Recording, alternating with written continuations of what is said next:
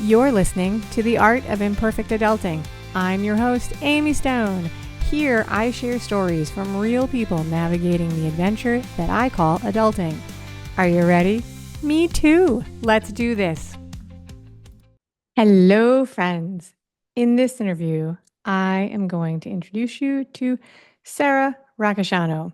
We talk about her deciding to leave a career after 20 plus years. It's a pretty interesting story, I got to admit. Now, I've been really fortunate and I've been lucky enough to have many conversations with people about why they change careers. What fascinates me about this is while each of these stories is different, each of the people is different, there are differences and then there are also sometimes a few common themes.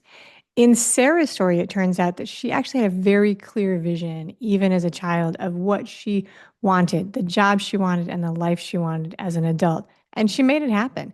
And honestly, she says that she loved it until she didn't. And then she was in a spot where she needed to make a choice. Here's something I'd love for you to think about as we start the interview, as I get ready for it. Her career was in finance, investment banking. So now I want you to think to yourself, what do you think that she shifted to? You haven't heard the story yet, so you don't know. So just make a guess and hold on to that while you hear her story. I think that'll be fun. Oh, and there's also a point in this conversation where I give her the very Floridian and totally ridiculous, I know it's ridiculous, I do, explanation of how alligators are really not actually that big of a deal. I know, it's very silly, only happens in Florida. Are you ready? Me too. Let's do it. Sara Roccisano, welcome to the Art of Imperfect Adulting. Are you ready for a fun chat? I am, Amy. Thanks for having me. Yay. Oh, you're welcome. I'm happy you're here. I start every interview asking all of my new friends what part of the world they call home. Where are you located? I am in Connecticut, the Nutmeg State, East Coast. I was in New York City and I had just left after living there for over 20 years. And now I'm back in Connecticut in the sticks. Connecticut. All right, very good. I'm having a New England Northeast sort of bubble in my guests, which it always fascinates me because I don't set it up like everybody picks their own time on the schedule, right? But the past two guests were in Massachusetts, you're in Connecticut. It's something in the water. All right, in a second, we're going to do move to the topic of the day, but to get to know you just a little tiny bit better, share with me and the audience something about you, something you do that you consider like self-care, something that's not really related to work or family. Well, being a New Englander, I drink my Dunkin' Donuts, so that's Ah, self-care right there. I love it. Okay, yes, that's absolutely a New England thing. Extra large, half decaf almond milk. Go That is Dunks. absolutely, I think of that as like a Boston thing. Like, It's so it's New England. New England. definitely New England. So Oh that's yeah. I love very my good. dunks. There you Uh, go. but but yeah, I mean, in terms of self-care though, every day in the morning, I go on my spirit walk. I wake up and I welcome the day. So I sometimes take my Native American drum and I'll walk up, connect with, the plants and the blue sky and the birds. And sometimes a bear crossed my path one time, which is pretty cool. There's bobcats. Very different from New York City, the concrete jungle. Now I'm here connecting with nature and it's wonderful. So I'll do that in the morning. And then I'll say some of my chants with my drum and then I welcome the day. Very nice. Very nice. We used to have a family house up in the Berkshire Mountains. And we would go to the Natural History Museum and we with the little kids and there was an exhibit of like the animals that live in the area and one of them is the black bear and my mother this is 20 years ago my mother looked at the exhibit of the black bear and was like we've never seen a bear while in all the years we've had the house here and then we went home and within 48 hours a bear walked across the yard. It was the wildest thing. It was the wildest thing. Apparently it was they come out when the berries and things like that are not on. They're looking for food. They're looking for food. But it was just crazy. She was like, never seen one, and then it was like, boom, here's your bear. Here's your bear. Bazinga. Yeah. Bazinga. I have a friend who I grew up with here in Connecticut who's now down in Jacksonville. And yesterday we were watching that clip of that guy barefoot wrestling an alligator Yeah. along the highway. And I texted him and he's like, "Yep, I got alligators in my backyard." And I'm like, "Oh my God, we got bears, you got the gators." Like, Right. this is We don't crazy. have them. We don't have them. I'm in Miami and we don't have them like in our backyard, but they're in absolutely canals. We know. And then we have in Miami, we have both gators and crocodiles, saltwater crocodiles.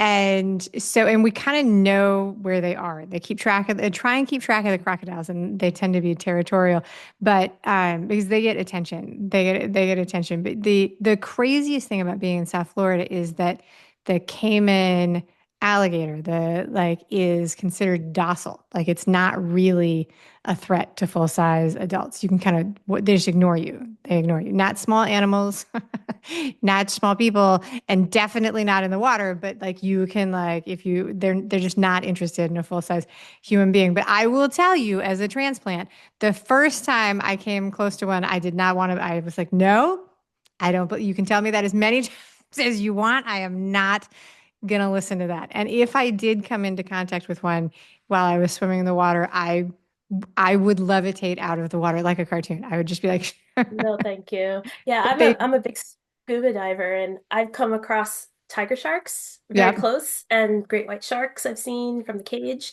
Lots of fearsome, sea creatures underwater that one would think are scary. I'm not worried about those, but if I can't face to face with a crocodile, no, thank you. I don't want to change my tune about sharks. People who grow up around them are very chill. I mean, they do like they're very chill, much more chill than I am. I'm much more chill than I was 30 years ago when I moved here, but I there's a whole different level of chill that goes with that. But that was a funny video because he's like barefoot. He's like, here I am to get the giant animal that weighs like 200 pounds with the yes. No, I did. I also saw that. I also saw that. The New Okay. York Post, the New York Post got it. I sent to my friend who I texted. I was like, isn't he worried about little alligator nips to the toes? And he goes, alligators don't have little nips. And I'm like, I don't think oh, they do either. They there's the do little nips. every once in a while they'll do something like where they do a necropsy on like an alligator for whatever reason, like something crazy has happened, and the stuff in their belly is like wild. It's like, license plates and just not even like they're not, they eat some crazy things. So, but all right, the topic of the day is actually not strange things that alligators do in Florida or bizarre behavior by Florida man, although it would be a fun talk. The topic of the day, we're going to talk about when you walked away from your 20 plus year career. Would you like to talk about that today? Absolutely. But like Alligator Man, I'm also barefoot these days. So I think we have something in common. There you go. All right. So I want to back up before we talk about walking away from your career. I want to like way up and talk about like the start of that career, like and who you are as a person. If I had met you when you were 15 years old, what were your dreams then? What did you want to do with your life? So if I had met 15-year-old Sarah and said, "Hey, what do you want to do when you grow up?" What would you have said? Work on Wall Street. Yeah, work on Wall Street. How did you know, like, how did you know about, well, I'm trying to think if I knew, I mean, I actually grew up in New York City, and so I knew about Wall Street, but I don't know if I knew what it was when I was 15. How did you know, what gave you that incentive to do that? Well, my mom and dad are from Brooklyn, Okay. and they moved to Connecticut before I was born in the late 70s. And so we were, the country bumpkins compared to all the city cousins in Brooklyn. And so when we'd go to the city, through Grand Central Station, take the train in and, seeing sidewalks and pizza delivery and everything was like bright lights, big city for us. And, my mom used to work in Wall Street in the 70s, and my dad was an engineer. So for me, I thought that, math and science was the way to go. And Yeah. kind of combine that with an MBA like my father did in the 70s. And so I thought that was a nice combination to, seek job security, right? You have quantitative skill set and you have, the finance MBA to round it out. And, you can write your ticket. And mind you, I'm a child of the 80s. So Gordon Gekko, greed is You grew good. That up, was kind of a yes. thing right back then, right? Like you Yeah. wanted to be that woman with the suitcase and or sorry, the briefcase and the suit and the sneakers and going to work, The right? With the power boys. suit, right? What is the line from that movie with Gordon Gekko? Greed Buy is Blue good. Star. Yeah, greed Oh, is good, but then what he's like, buy Blue Star or all in on Blue Star. There's a lot of that is a great movie. That is a really fun movie. All right, so what did your mom was on in finance on Wall Street? What did she do? Was she a broker? well, back then she was an administrative assistant for the executive suite. So when we were reading, was it Barbarians at the Gate, Yeah. right about the takeover of RJR Nabisco, I believe, in the 70s. It was Henry Kravitz of KKR and others. My brother and I are both in finance, and we were thumbing through that book, and she looked at a photo of one of the people. She goes, "I remember that guy. He used to walk around with a cigar." And then she worked at Sandy Weil, who then became the CEO of Citigroup, Yeah, who that's a I big met name. on campus when he was recruiting up where I went to college undergrad. But she was working with him, and her claim to fame was he slammed her finger in a coffee machine because she was making coffees, and he was trying to, like, I guess, cut in, and she like said no, and he like slammed it down by accident. So I told him that when I met him on campus. Not that he remembers, but Hey, yeah, so she was did he pretend to remember? I don't know. I think it You was don't just like, remember. Okay. what? What? You're a sophomore in college. What are you talking about? So, all right. So you knew from a young age that you wanted to go into finance to work on Wall Street, and you studied. So you went to school and studied math and science and went all the way through Engineering. engineering. What type of engineering, or just was it like, I was operations research industrial engineering. So what that is problem solving engineering. It teaches, it's kind of like a general sort of focus, but you focus specifically on optimization and efficiency, but you have like a blend of different math, science, calculus, yeah. computer programming. And then they Did you gave you a love lot it? of business. I loved it. It was very hard. I mean, engineering where I went to school was extremely challenging. But I made it through. And that's one of my life perseverance stories of like, feeling as if I was about to fail out and I managed to succeed. So I did it. Very good. And then did you go on and get the MBA? Yes, I got my MBA part-time while I was working full-time as an investment banker in New York Okay. City. It was exhausting, but I did it. And then once I got the degree, it was 2008, August, and then the world came crashing down in September with Yes. Lehman. Hmm. Yeah, that was right. So you graduate with an engineering degree and you want to go work in finance, which actually is not a non-traditional path. Like, and there are plenty of people who go from engineering into finance. Yeah, they all go into hedge funds because they're all like programmers. Okay, there you go. So how did you land a job? You take your shiny engineering degree and your family pedigree and you hit the pay, send your resume to all the big firms on Wall Street. And what job did you want? Investment banking, and I got it. But I got it the backdoor route, meaning that I was a student, a senior on campus when 9/11 hit. Okay. So obviously 2000 was an era where there was already dot-com bubble burst. So there Yep. was a recession and issues there. So that combined with, the towers coming down, was a 1-2 punch back then, in terms of job searching and graduating and feeling as if there's nothing out there. And the class ahead of me, a lot of them had their job offers rescinded. Right. So for me, I took whatever I could right out of the gate at graduation. My GPA wasn't great. So I started at Unilever, actually, the consumer products company, and the Okay. competition to Procter& and Gamble. And I focused a lot on supply chain finance, Q-tips. That's when we launched Axe body deodorant back then in 2002. Really? Uh-huh. And then Middle Dove school and all that. boys everywhere are thankful for that invention. Stunk. The whole place stunk. I mean, we got because it was a European product, and then we just brought it over to the States. So that was the big launch in 2002 when I was there. That is And then very cool. I ended up applying to a job at UBS in 2004. And what it was a marketing analyst position in the financial institutions group. So we covered the financial institutions, the five pillars. They were the asset managers, the banks, the insurance companies, financial technology, and specialty finance. And then eventually I made my way to actually being a true banking analyst. And I made my way up to director.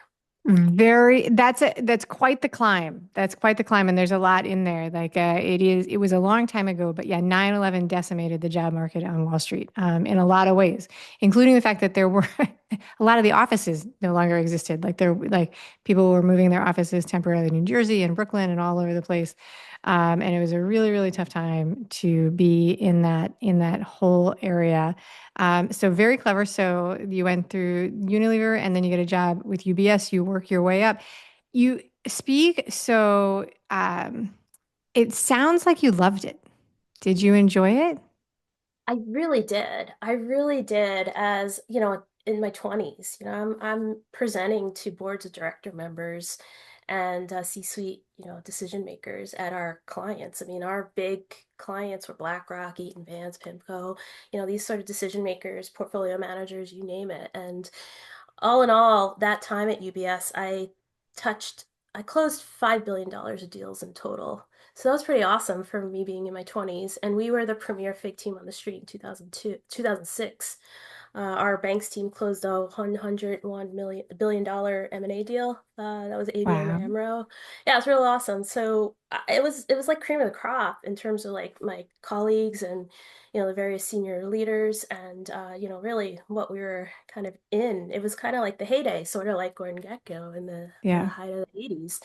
And then everything came crashing down in 2008.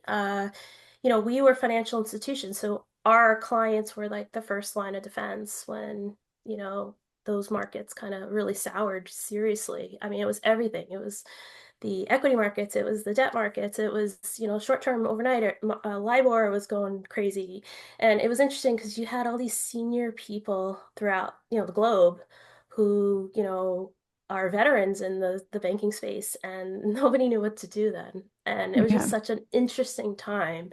But here we are advising our clientele, the financial institutions, in a very unique way. So luckily, I was able to weather the storm and not get laid off. But 2012, I did get laid off, and then that became kind of the next, I guess, vintage of my story and my career. But all the while, I always wanted to work in renewable energy, so I was able to make that segue transition in 2011, right before I got laid off in 2012. All right, so you were in investment banking, which the investment banking life cycle is really very, very front loaded. Like it's super intense. And people go into it, and the idea is that you're like you work like an absolute maniac, 10 p.m. meetings and stuff like that, right? Open with the bond market at 7 o'clock, 10 p.m. meeting with other things. You do that for a certain amount of time. And then in theory, if you do things right as an investment banker, you cash out after like, 15 years and you're able to like be king of the world. But so it doesn't work like that as much anymore because the markets are too topsy-turvy. So you want to move to renewables, but you're still in the investment banking side. And then you get laid off in 2012. Hmm. Is Right. this when you make, is this, so is that the 20-year mark or do you stay in investment banking at that point? No. So when I was a freshman in college, I wanted to be in renewable energy, but Okay. I kind of it just wasn't a thing. It Even wasn't quite 2000, robust enough to be, mhm. yeah. Even 2011, it wasn't a thing. So when I got my MBA, 2008 was when I got the degree. I wanted to use that as a transition to start to like talk to venture capital firms and like real early stage startups. I mean, Tesla didn't even launch the Roadster at that point, which is very Okay. Yeah. interesting. Yeah. Yeah, and even the EIA had projection of various power fuel sources like coal as opposed to solar and wind. Wind and solar was like basically at 0.1% throughout the next 30-year projection. So the world was a very different place in 2006 to 2008. But I was able to make an internal, uh, I guess, shift from FIG to the utilities group at UBS, Okay. and within was the renewable energy team. So that's when I was walking away from those transactions in the financial institution space and then really starting to talk about like first and second generation Right. biofuels and ethanol and other sort of large scale power production opportunities for IPOs and capital raising. So but yeah, at 2011 is when I shifted, but then the end of 2012 is when UBS went through some serious financial issues. And there was 5 rounds of layoffs, and I got hit right around Hurricane Sandy when New York was hit with the hurricane. So it was Oh, a 1-2 punch yet again. First time shown the door. okay. Those are not fun to live through, the rounds of layoffs where you like it's moving through an office and you know that it's happening and no one can, I mean, everybody's talking about it, but no one knows what's going to happen. So you don't know who's going to be hit and who's not going to be hit. And it's not a good time. It's not a great feeling necessarily. Yes and no. I remember when my friends got hit in 2008, right when, Lehman Brothers came crashing Right, right. down. AIG was forced to sell off and bifurcate, and what was it, Merrill Lynch, Bank of America merger, and everything else. I mean, we talk about Barbarians at the Gate, but then you got Too Big to Fail, the other book that Yeah. chronicles, the history of Wall Street, which again, looking at the pictures, I knew that person. I met Ruth Porritt. I know them. And so, that was a different era. And, I think by then I was like, thank God, because those that got laid off in 2008 were enjoying their severances, even though They they were were, there like, was the happy hour, I forget how much the check was, but there was like the happy hour had the name of it was like the, 1158, which was the amount of your unemployment check. It was like happy 1158 happy hour. yeah. Like, And they were the ones that were part of the financial crisis. So it's like, wait, no fair. So like by the time 4 years later roll around, it's a different world. But in the case of what UBS was going through at the time, there was this trader, they call him a rogue trader. His name was Kwiki Adubo, I believe is his last name in the UK. And UBS had just gone through this huge round of layoffs to like try to save $2 billion of, because they were in some financial difficulty. And then this guy, this rogue trader, is younger than me, posts some $2.5 billion rogue trade. And then UBS had to go through again another round of layoffs. It's 4 rounds. I was the fifth at that point. So at that point, it was just like, all right, like this place is falling apart. Like, just okay, I'm out of here. And I took a year off to travel, and it was well needed because getting my MBA part-time while working full-time for 2.5 years straight was pretty exhausting. And okay. so it was nice to finally take a breath and kind of collect myself at that point. All right, so you take a year off. Okay, so I was going to ask about the departure, like, because it's like you said that you like left the job and so on and so forth, and this was part of an industry-wide struggle and like a series of layoffs, and versus one day you walked in and were like, you know what, I'm out of here, very dramatic, Mhm. which would be a different story, but also very good. All right, so you take a year off and you felt like you were there. Did you have fears and concerns at that time about taking time off, about doing anything? Like, what was your mindset at the moment? The mindset was I'm going to look for work while I enjoy my time traveling the world and going scuba diving and enjoying some of my quote free time. And it took time at the time. It took 13 months to land a new job, but Okay. that began a 10-year period of difficulty because from 2012 to 2022, I had lost my job 3 times. I had been Okay. laid off 3 times, and one time I was out of work for 2.5 years straight. So that second era of this career, you asked me what my favorite job was. That was a lot of fun back then at UBS. But then the next 10 years to now to 2022, when I finally said I'm out of here, I quit it all, was 10 years of hardship. It was a lot of ups and downs, very difficult. And so when we talked about 15-year-old you, you actually said that your vision of this job was rooted in stability. Like this was like, if I follow this path, if I do science and math, if I get the engineering degree and the MBA, that's going to set me up for stability. But that this 10 years was not stable and didn't feel good. It did not. It was very difficult. Now I'm seeing the pattern. All right, so very good. So you were able to get jobs, but then it was you were losing jobs. It didn't feel very good. And then it sounds like there's a moment where you walked into the office and you were like, "Okay, I'm out. It's all done. See you later." Exactly. Okay, so you Exactly. had both parts of that story. It's like once was a layoff and once was I'm out. Goodbye. Thanks for It the was a coffee. 1, 2, 3 layoffs, and then the fourth time was peace out. I'm out. Okay. I'm walking around without shoes now. All right, very good. So, what you did then, so you're still in the city at that point. You're living in the city and working in finance. And so what's the decision you make? You were like, I'm out. I'm not doing this anymore. What did you decide to do?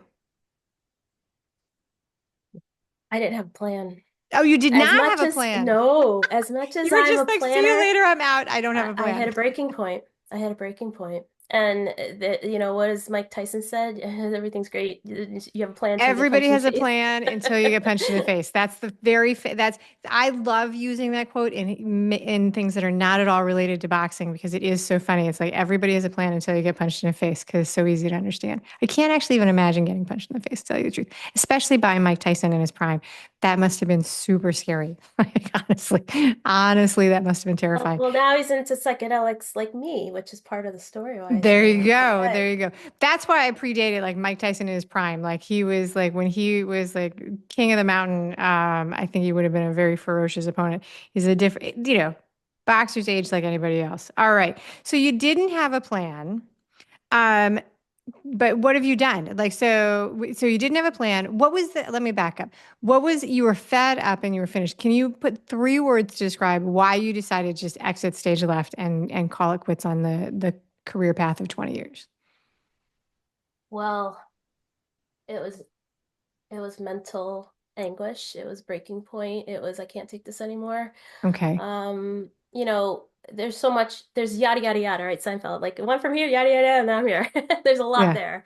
And 2020 into 2022, Okay. being by yourself, working remotely, trying to continue this stressful life, holding down a mortgage by myself, just toxic work environments is really what it is. And I Okay. could talk to you about toxic work environments. There's I plenty, believe you. Okay. plenty of examples of that.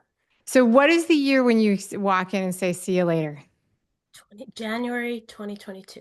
2022. So you made it all the way through lockdown, living in the city, all of those things. That was a really it's know that people are tired of talking about it, and everybody wants to put it in the rearview mirror. But the legacy of that time and the impact of the decisions and the things we have had to live through is still living on. It touches. It's really interesting when I talk to people about pivot points, how many of them include like a shift at that point.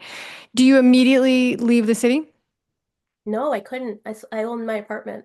Okay. So for me, it was so I have a trilogy series coming out, and book one that's about to get published at the end of this year talks about the time between 2019 into 2020.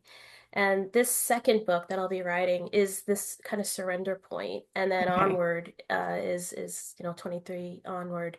But So, and are these I novels or is this like a memoir No, series? it's my trip. It's 100% real. Okay, all It's right. travel adventure memoirs, and we'll get into what's there. But why I bring that up is because 2022 January, I quit.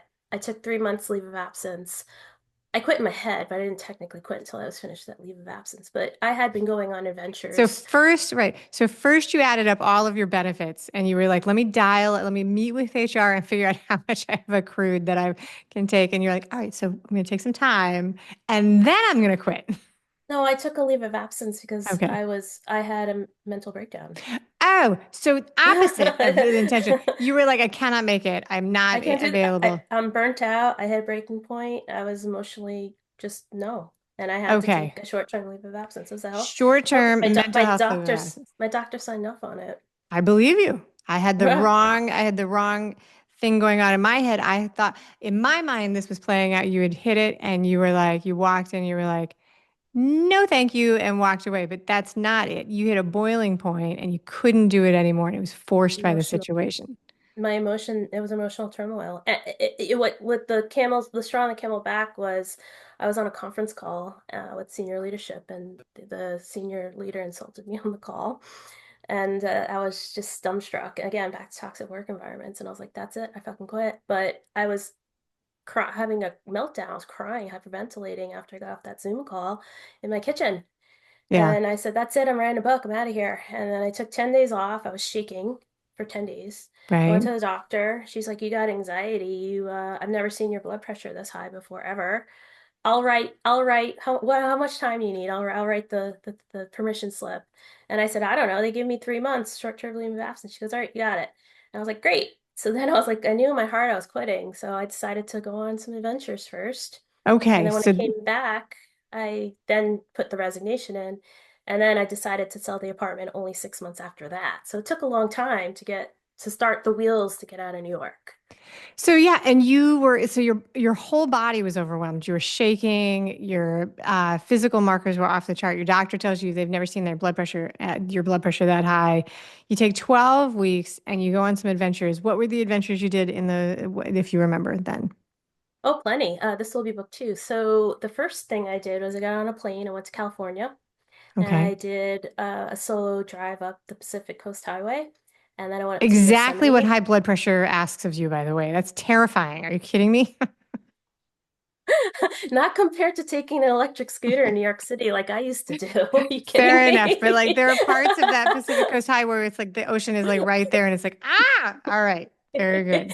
Yeah, riding a scooter with trucks and, everything else in the city, that's a Fair little bit enough. scarier. So, no, but what I did was I went to Yosemite and then I joined a women's retreat in the what is it, the Redwood Forest up in Felton, California. And it was Very nice. beautiful. It was reclaiming femininity because, I'm basically working in male-dominated industries my entire life and, Yeah. with the most intense of sort of experiences. And, you almost have to be like the men, right, to kind of get through it and persevere. So I didn't know what my femininity was. I had a tough shell on me. I basically lived and breathed New York City my entire life. So, that's where it was like the beginnings of a call of softening and kind of reconnecting. And then after California, what did I do? I did ayahuasca again. I did ayahuasca the first time, which we'll talk about in my first book, in the rainforest in 2020. But I did it again. And then I went to Teotihuacan in Mexico, the pyramids, with the Ruiz brothers. Their father wrote the Four Agreements, Don Oh, okay. Yes. Ruiz. All right. So Yes. I would so not have Don recognized the Jose, name until you said that, but okay. Yes. Famous yeah, brothers. Don Jose and Don Miguel Jr. run this retreat in Teotihuacan by the pyramids outside Mexico City. So I did that, connected with those wisdom keepers and mysteries and secrets of the universe. I love megalithic structures as part of the many years and 43 countries I've traveled throughout my life so far. And then after that, I quit. I came back, I quit. And then I went on another adventure for about a month because I thought I may have wanted to move to Colorado. So I went from Denver and then I went up to the Rocky Mountains. And I have a friend in North Dakota who's a Native American. So I went to go visit him. And we went and blessed my Native American pipe. And we Okay. did a lot of spirit walking where we connected with the land in Bear Butte and Sturgis, and then out to Devil's Tower in Wyoming. I watched him channel the lightning, which was amazing. Wow. And then after that, I joined the women again, same women's retreat in Crestone, Colorado, where we worked with the wolves. So I was there out in I think it's like the top 10 darkest skies you'll find in the world in Crestone with the sand dunes and everything else. And I was connecting with the wolves, the call of the wild. And then I came back to New York and I'm like, all right, I got to put the apartment up for sale. But 2022, September, I put it for sale. I didn't sell it till September 2024. All So right. there's So it was on another the market for story already 2 years. there. So Well, New was the York's a different apartment just place. empty while you were traveling, or did you sublet it or like rent it out for No, a no new? subletting. It's a co-op and there's a board and there's no subletting. Not It's allowed. there's very Okay. strict So you strict were rules. really on a deep searching exploration. You were like going to places, you were doing experiences, you were meeting with advisors and people who have opinions about how to find yourself. That is very, very interesting. Okay, so you sell the apartment, you finally get to Connecticut. How would you say, okay, so thinking of your life around 2018 and thinking of your life today as you live in a different place, you do a completely different thing. How would you describe the differences in you and your life? Big ones. So 2018, I'm riding my electric scooter. I have a backpack. My office at the time was in New Jersey, so I was taking the New Jersey Transit from Penn Station. It was a real long commute, an hour and a half one way. Exhausting, middle-aged, frumpy, still trying to push that boulder up a hill, figuring, what is it, insanity? The definition is Yeah, trying to, repeating. yeah, and then it's not working. So, this was the third layoff by then, 2019, but 2018, I was like, the whole kind of firm was kind of imploding. Things weren't going well. But I just was like middle-aged and frumpy. And now, 10 years later, I feel so much younger, so much more enlivened. Like, thank God I'm not that person anymore. I mean, she was trying so hard, but the world closed the door on her and she said, all right, I'm going to answer the call to adventure, which was the end of 2019, which begins my first book story. So answering the call to adventure. All right, very good. Okay, so let's go right and tell people what you do these days and how they can connect with you online. Right. So now I've invented myself as an international public speaker. I'm an Okay. author. I'm a travel storyteller. I'm a way shower, and I'm a founder. I'm the founder of the encouragement platform called Embolden Adventures. And what does that do, Embolden Adventures? Do you lead people on adventures or how does it work? It's an encouragement platform. So it started out in 2016 as my travel blog. And Okay. now I'm trying to figure out like how do I level it up? And in this case, there's three pillars now. There's publishing, Okay. there's speaking, and then there's a Be Emboldened program that I'll be launching, which encourages and inspires personal, professional, and spiritual transformation. Very nice. All right, very good. All right, so that's amazing. So you have some, how do you like for people to reach out to you? Do you like people to come to your website or how do you like people to find you? Yeah, the website's getting redone, so you Okay. can come now, emboldenadventures.com, Embolden Adventures, and you can sign up for my listserv. If you do, you will get the prologue to my book as a free Okay. gift. And yeah, so you could find me on social media. The various places Embolden Adventures can be found, TikTok, Twitter, YouTube, Facebook. You could send me an email. You could contact me through my contact form, and just wait to see. This book's going to be amazing. I'm really proud of it. Very cool. So you are accessible. All right. So all of those links will be in the show notes wherever you're listening to the podcast. They'll be on YouTube. If you are listening to the show, as many people do while you were walking, while you were driving, any of those things, you can make sure you're subscribed to the Imperfect Adulting email list, and then I email it directly to your email box, and you can just click on it. So that is very good. Sign up with Sara, and you get the prologue for her book. And by the time this comes out in July, there may be other things that she has going on. So those are very generous offers, and I really appreciate you sharing the story of what you went through because I think that one of the reasons I like to tell these stories of change, right, is that when we are 19, 20, 22, 24, we are looking forward to our life and we have this impression that it will be very stable, that the things that we are doing are preparing us for this like very, very calm and stable life. And yet, shocker, folks, that is not usually what happens. We don't know where the pivots are coming and we don't know when the changes are coming. And so hearing stories of people who have survived, and you talk about it very calmly, but you went through two major financial crises while working in the finance world. So that's a lot, Sara. Good for you. All right. Are you ready for the final three questions? Yes, These let's are going to be go. fun. So I didn't know about all the adventures you've done when I wrote these. I write these fresh for every single interview I do. And now like that, I love that this is the first thing that I came up with. All right. So have you ever jumped off of a cliff or a bridge into a body of water? And if not, why not? I have. I would say now that I know more about you, I would figure that you absolutely had.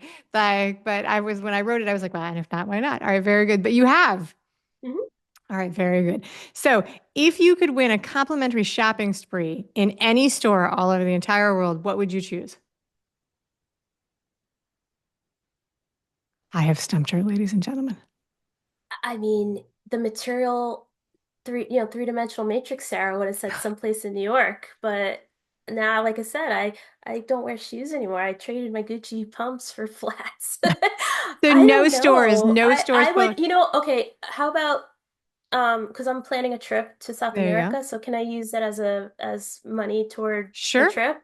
Okay, that's it. Absolutely. Yeah. Paying off No, my trip. absolutely. Absolutely. Yeah. So whatever your travel agency of choice, your like that, whatever, however you would buy all those things. Yes, absolutely. All right. I'm going to give you three choices and you choose your favorite. Binging a show on television, watching a movie in the theater, or reading a book snuggled on the couch. Binging a show on TV. Very nice. Very nice. That's it. Sara, thank you so much for being a wonderful guest today on the show. My pleasure, Amy. It's a pleasure to meet you. Thank you for having me. Thank you for listening today. I hope that you enjoy the show. And before I go, I want to encourage you to become a bigger part of the conversation. Obviously, subscribe wherever you're listening to the show. Listen to more episodes. That'd be great. Obvi again, please write a review and tell your friends about the show. That truly is a great help for getting the show in front of new people. Okay, but more fun for you yourself, head over to imperfectadulting.com and join the email community. You'll get some free stuff right away, and that way you'll begin to get the emails about the podcast. This includes the links for the special offers from the guests, and it's the only way to get that. Also, if you aren't in the mood to listen, I actually include an article directly in those emails. Whee! Now, if you love this and you crave more time with me, Amy, as a coach, a mentor, or just adultier adult, numero uno, check out The Village. If you have a story you want to share with the listeners, I'd love to hear from you. I have an open application. Just let me know you want it. And that's a wrap for today. Until next time, remember, the journey is the destination. Ralph Waldo Emerson said that, not me. Well, until just now, I did just say it. But what I want you to hear today is that if your adulting journey isn't going the way you expected, that may not mean that you're lost. It may just mean that you're on your way. This is Amy Stone, signing off. The Imperfect Adulting Podcast is created and produced by Amy Stone and Amy Says So. Anything expressed on this show is offered as entertainment, and the views of the guests may not always represent the ideas and viewpoints of the host. That's me. Amy does not intend or hold herself out to provide professional advice or recommendations of any kind. In the end, you and you alone need to make those kinds of decisions based on your personal and individual situation, needs, circumstances, and comfort level.